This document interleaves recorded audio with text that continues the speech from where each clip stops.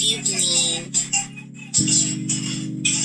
Nahihirapan ka ba sa iyong mga task? Kaya mo yan, kaya nga ng iba eh. Siyempre, naniniwala kami sa kakayanan mo. Palagi kang magdadasal para bigyan ka ng guidance ni Lord. Lakas ng loob. Mahirap yan sa ngayon, pero syempre, lahat ng paghihirap mo may palit yan. Ang kapalit na yan ay kapag kayo nakagraduate at nagmamarcha. Yun lang naman yung gusto namin. Aral ka ng mabuti. Hayaan mo yung mga nagda-down sa'yo kung meron man.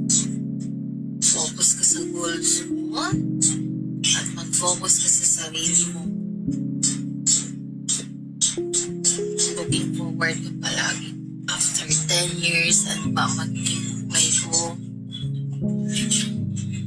Kailangan nakikita mo ang buhay mo ay maayos.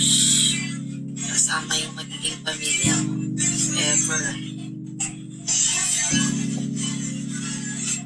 Huwag mo kami iisipin ng papa mo kasi yan ang ginagawa namin para sa'yo dahil yan lang yung kayamanan na hindi mawawala sa'yo na nanakaw ng ibang tao.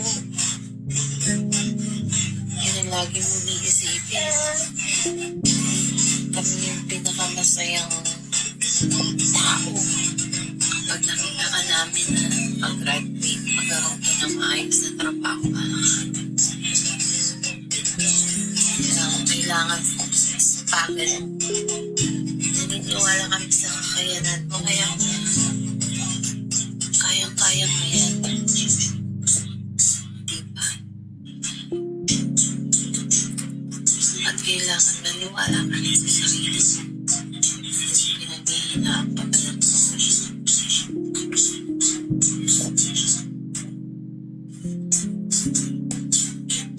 ayan, nagsisisi.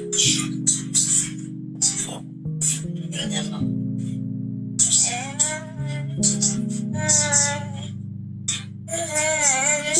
Tsaga lang, tsaga. Tsaga. Yun lang magiging sandala mo at prayers. Parang lampasan mo na. Kaya na sinasabi ko sa'yo, lagi mong tatapusin mo. Huwag tayo yung mga task mo.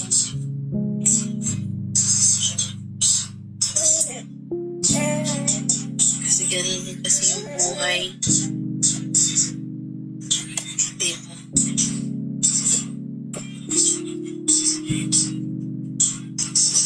Sisi ang kulit.